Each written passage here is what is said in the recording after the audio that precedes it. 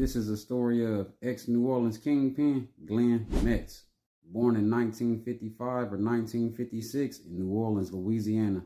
Glenn Metz is widely known as a ruthless kingpin from New Orleans who ran a large-scale drug trafficking operation the feds dubbed the Metz Gang. The feds say Glenn Metz is one of the most dangerous kingpins to ever walk the streets of New Orleans. The feds say Glenn Metz sold millions of dollars worth of cocaine in New Orleans, plus the feds believe he ordered over 20 murders to stay at top of the drug gang in New Orleans. Glenn Metz is from uptown New Orleans, straight out the Calio projects, back of town to be exact. Glenn Metz was well respected, loved, and feared by many.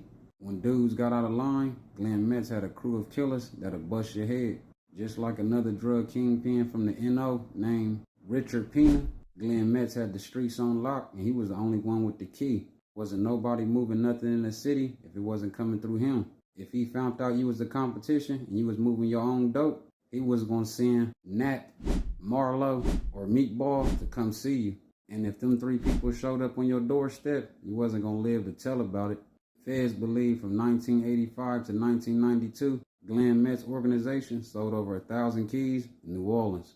The feds believe between those years, the Metz gang committed murder, attempted murder, kidnapping, extortion, and other violent crimes across New Orleans.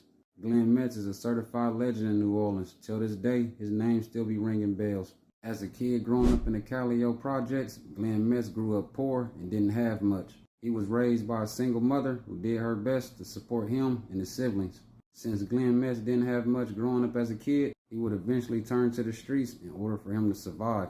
Before Glenn Metz became a drug kingpin, it is said he was a small-time dime bag weed seller. But by 1985, Glenn Metz ran his bag up and started his own crew. He began trying to expand his drug operation to other parts of New Orleans. But at the time, one person stood in his way. That person was another drug kingpin who operated out the Calio projects named Sam Scully Clay. At the time, Sam Scully had the Calio projects on Smash and New Orleans. Sam Scully was supplying everybody in the Calio projects, including Glenn Metz. But once crack hit New Orleans and the big money started rolling in, the dudes who worked up under Sam Scully, like Glenn Metz, wanted to start doing their own thing. Plus, some dudes felt like since Sam Scully wasn't from the Calio projects, they needed to get him out the way. Since some dudes known as the A-Team and Glenn Metz wanted to start doing their own thing, one day they would set up a meeting to meet with Sam Scully. It is said the A-Team and Glenn Metz told Sam Scully the back of town was theirs now and Sam Scully can have the front of town. According to Nat, for a while things was going good since the A-Team was still being supplied by Sam Scully. But things would eventually turn bad when the A-Team found out the dope Sam Scully was selling to them wasn't as good as the dope he was selling in the front of town. This would lead to a war in Calio between the back of town and the front of town. Dudes in the A-Team who was running the back of town now wanted Sam Scully out the hood altogether. Because Sam wasn't from the Calio projects, plus people believe Sam played a role in the death of another Calio legend named L. Brodnick.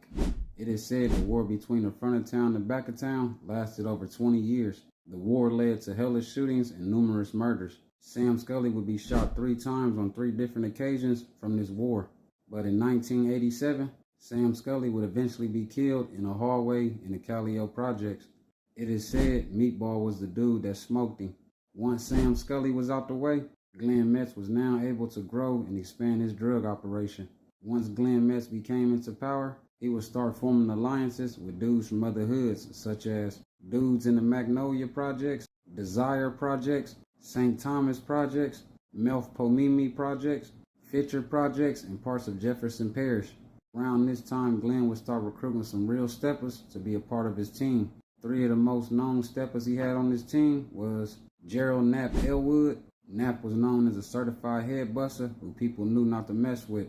He had hella people scared of him. It is even said Knapp drove around New Orleans in a bulletproof pickup truck that had the word homicide written on it. Another certified head buster Glenn had on his team was Gennario Meatball Arthur. The feds believe Meatball committed about 70 homicides around New Orleans. Last but not least, Derek Marlo Mahoney. Marlo was a young head buster known for slinging that iron too. With these steppers on his team, Glenn would go on to become the biggest kingpin in New Orleans.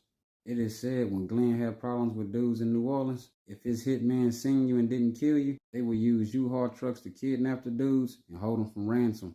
If the person was able to pay, they would be let go, but if they couldn't pay, they would be killed. The dudes they was kidnapping was drug dealers who was Glenn's competition. Glenn Metz and his organization became so big, he had corrupt cops on his payroll, making sure his drugs made it back from Houston, Texas to New Orleans. Around 1990, Glenn Metz's downfall would start. In 1990, the feds would link Glenn Metz's organization to the Earhart Expressway ambush. The Earhart Expressway ambush left 3 people dead and 2 other people wounded. The feds believed Glenn's enforcer, Meatball, was the one who did the shooting. The feds believed Meatball seen the dudes on the highway and started shooting an AK-47 at them.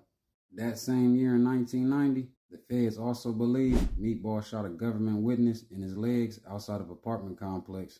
The feds say Meatball did this to make an example out the dude for anybody willing to testify against the Metz organization.